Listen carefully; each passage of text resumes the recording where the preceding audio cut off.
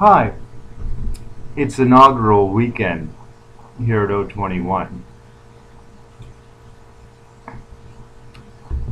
So maybe we'll get some sparkling apple juice. Or maybe we won't.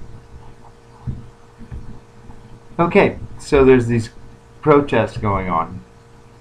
And I'm told now that there's something like a core group of 200 in New York City, in the greater Wall Street area. And I think they ought to stay. I think we ought to get together and, as a country, and have a presence there. And I think Wall Street is a pretty appropriate place to hold the protests because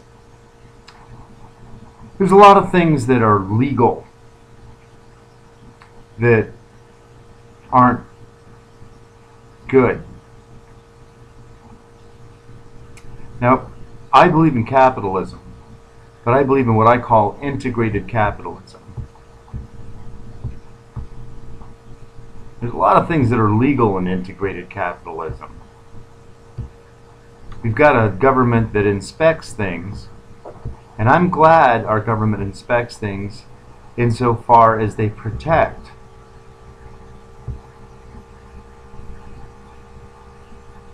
our freedoms. For instance, inspecting food. That protects our freedoms. So you don't get something that's 97% milk. Well, it says 2% milk, but you know what I mean.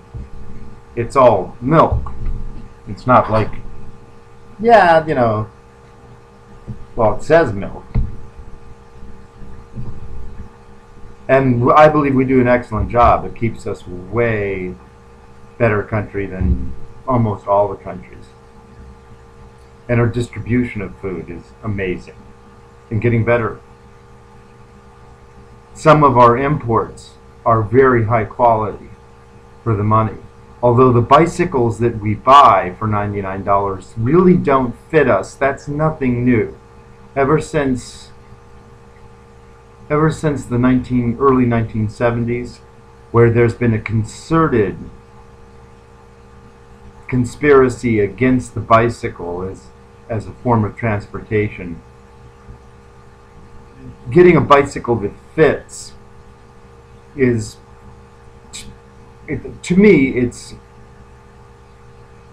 there's a lot of other bigger problems. If you want to, you can buy a $99 bicycle, and if you look hard, you can find parts that will make it work really well, and you'll have a good bike. It's where integrated capitalism works, but it's not working that well. But it's not illegal to sell a bike that really doesn't work, as 90% of the bikes that are sold in the United States are like shoes that are one size too narrow and two sizes too big, or etc., etc. They almost all don't work. A bicycle that works perfectly or properly, anybody, any size person who is functional,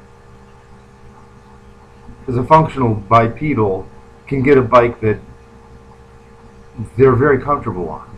But it's not a priority, and it's been, I believe, intentionally neglected. But it's not illegal. But in integrated capitalism, you can find, for relatively inexpensive amount of money, you can find a piece of transportation, the bicycle, that will change your life. You can find food that will change your life.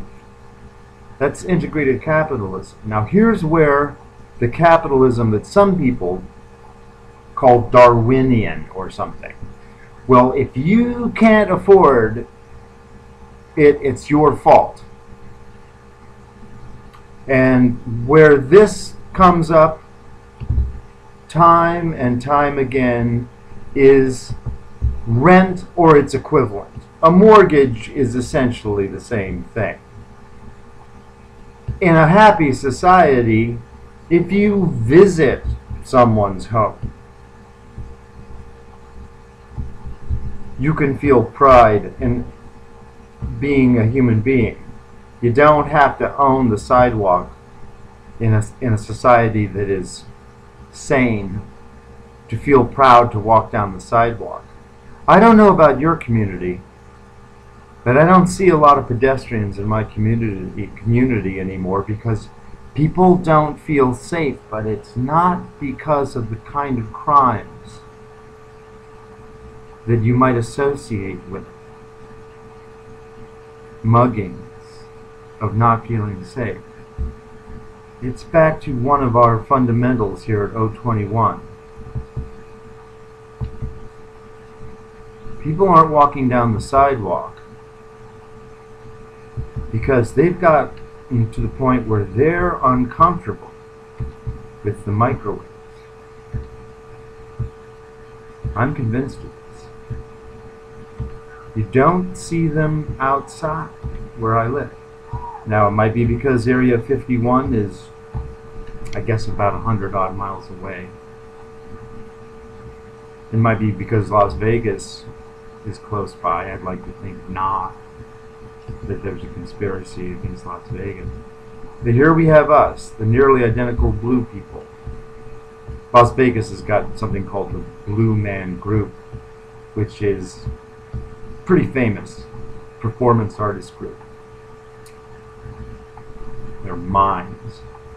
So we have people and we have tendrils of reincarnation and societies like Young Republicans or the Boy Scouts or maybe Young Navy SEALs or Future Farmers of America. There are these like-minded groups that are connected. There's one in a nice green, kind of like a Chiladen or a Ciladen. And then there are these microwaves. And the microwaves can help move the tendrils around. So we'll get a tendril that becomes red-orange. And if it hits somebody, at least for that moment, they become red-orange. Now in the old days, those tendrils would be moved around by contact with these, the heavens. So it used to be just the heavens, and of course not nearly identical blue people. These blue people might be tribal, like Frisians from just south of where the Angles lived, or the Utes lived in Northern Europe. And it could be Romans. You have Frisian over here, and maybe a purple Roman over here. And their relationship, for the most part, although we see messages of flying saucers in the Bible, we see them all over the place. We see them in the Battle of Hastings' famous Bayeux Tapestry. There's a distinct spacecraft in that great battle, just 1,000 years old. So, a relationship with these that any individual might have.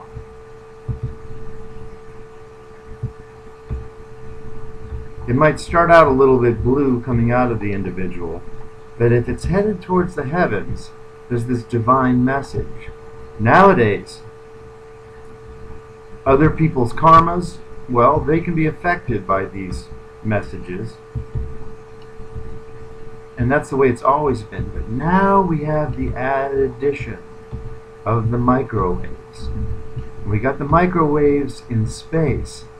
But I believe, not that it's too late and we can't fix things, a lot of people got something in them, like a nanochip, that makes those microwaves way more powerful than just something that can find your Chevy or tell your Verizon phone you can hear it now.